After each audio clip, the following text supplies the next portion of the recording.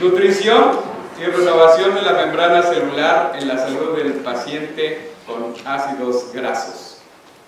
El doctor Miguel Ángel Uriegas.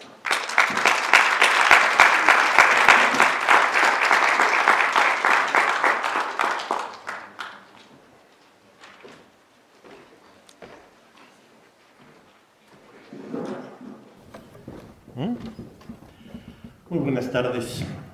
Gracias por estar aquí con nosotros. Vamos a platicar, ¿sí? Sobre lo que son la nutrición y renovación de lo que es la membrana celular. Pero antes de entrar a todo este tema, ¿sí? Bueno, ese es un poco de lo que es mi currículum, ¿sí? Titular académico del diplomado de nutrición médica, porque resulta que cuando nosotros los médicos salimos de la facultad de medicina, pues traemos unas orejas de burro en cuestión, o lo que sigue, en cuestión de nutrición, no sabemos nada. Y salud es la buena nutrición. Vamos rápido. Oye, ¿qué pasó? Ahora sí. Enfermedades, el origen y su curación. Desde el origen de la humanidad, ¿qué buscamos? Remedios para combatir enfermedades. Remedios para combatir el famoso dolor causado por la inflamación. Pero, ¿qué pasa? Entre el hombre que más busca, ¿sí? Más conoce, pues más, ¿sí? Se le agranda su incertidumbre de qué es lo que está pasando en este maravilloso cuerpo humano que va proporcionando, ¿sí? Cantidad de cambios que se van originando en nuestro ser. Y es evidente que para poder prevenir y curar las enfermedades es necesario siempre conocer la raíz, el origen de lo que nos está causando. ¿Por qué? Vamos con un problema gástrico y ¿qué nos dan? Omeprazol. Vamos con un proceso artrítico y nos dan antiinflamatorios no corticosteroides, ¿sí? En el diplomado que doy de nutrición a los médicos en la UNAM, yo les hago una pregunta. Quiten del cerebro lo que es el antibiótico. Olvídense. Ahora díganme un medicamento de patente que cure. ¿Ya lo encontraron?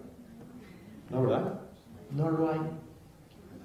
Todos esos medicamentos son cronificadores de una enfermedad. ¿Cómo cronificado? ¿Cómo está esto? A un paciente con artritis le damos antiinflamatorios no corticosteroides, analgésicos, en fin, ¿qué le causamos? Un problema gástrico. Entonces va a tener que recurrir a otros medicamentos de patente, omeprazol, ranitidina, enfenamol, etcétera, y con el abuso de eso vamos a traerle un problema circulatorio. Y entonces vamos a tenerle que... Entonces vamos cronificando una enfermedad a otra. Eso es lo que nos pasa cuando no buscamos, ¿sí? Y conocemos la causa del origen de nuestra enfermedad. Todos sabemos la polución, los cambios degenerativos que se están dando en la humanidad. Vemos cómo, ¿sí? Esa degeneración corporal de la humanidad nos empiezan a padecer y a conocer nuevas enfermedades.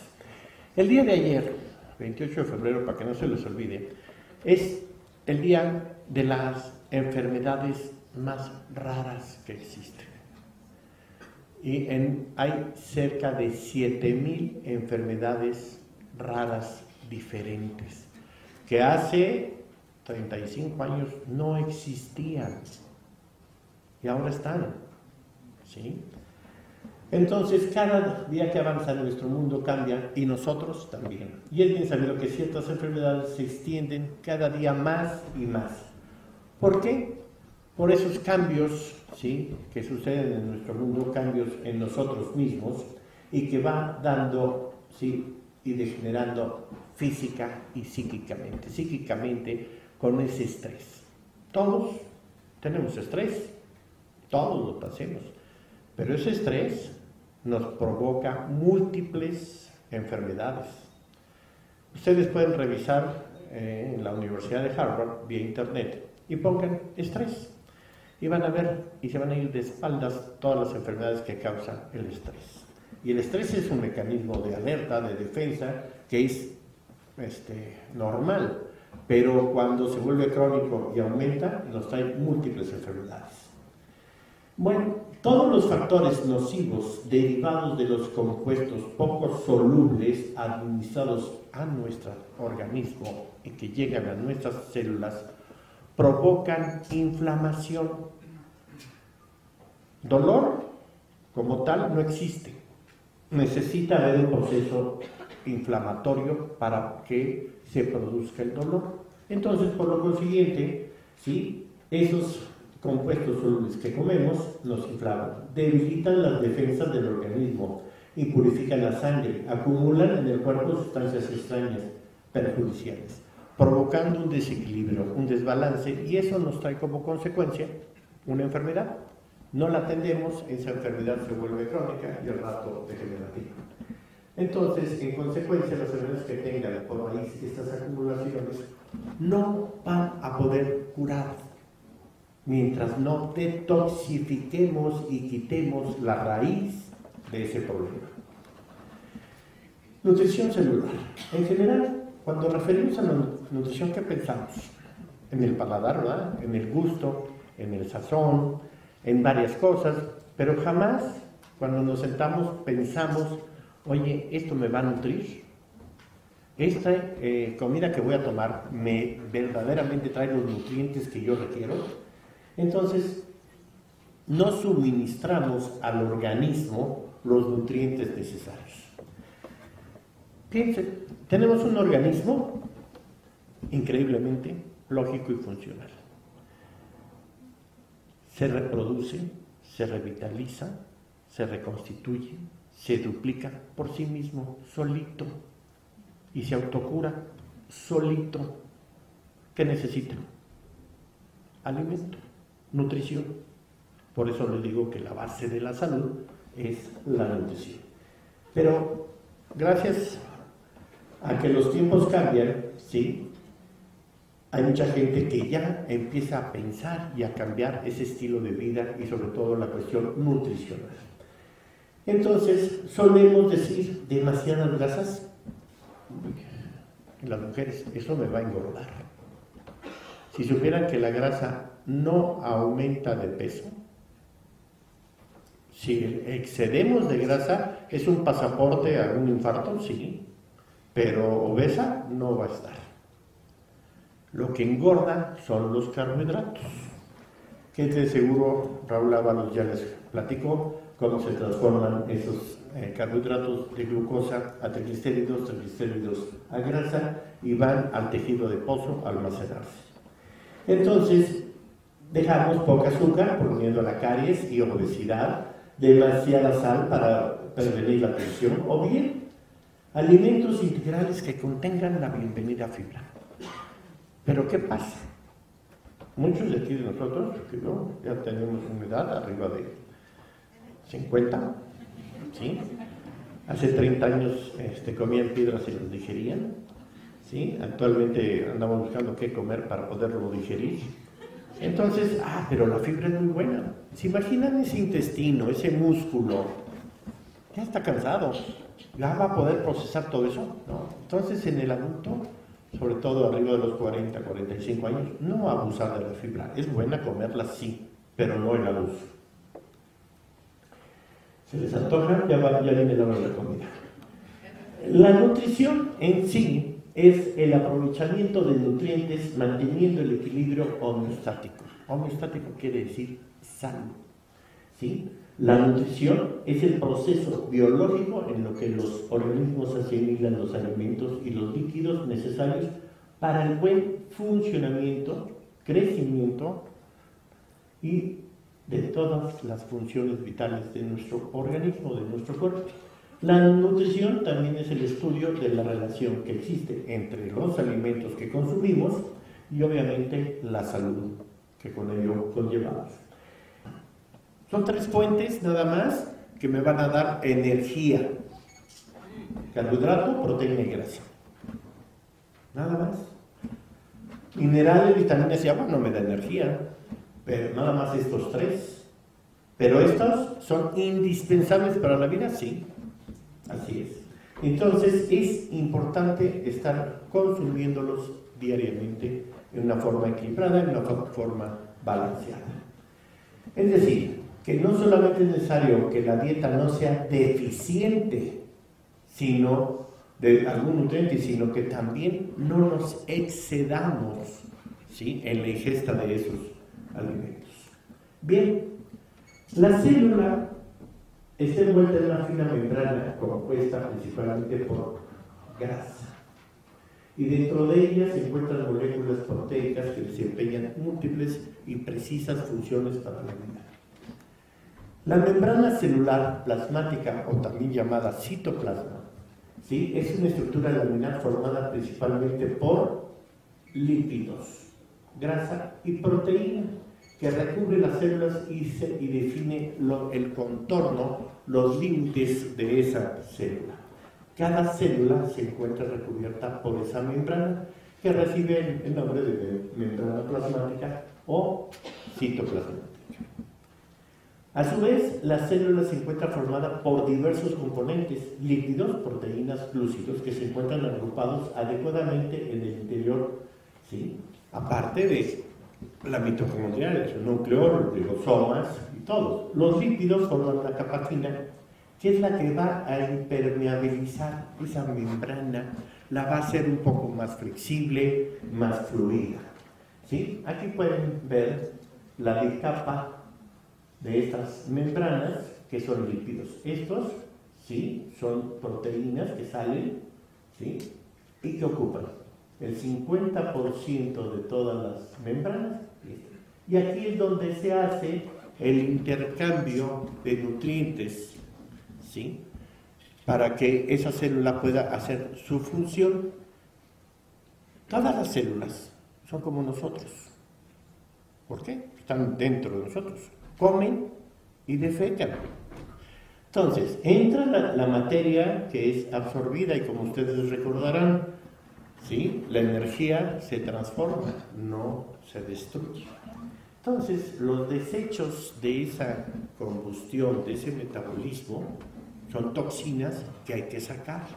Y si esta membrana está deficiente, esas toxinas no salen y se empiezan a producir alteraciones intracelulares, toxicidad que nos va llevando poco a poco. Es una célula, al rato la que sigue, otra, hasta formar un absceso o formar una patología o formar un proceso crónico en ese órgano.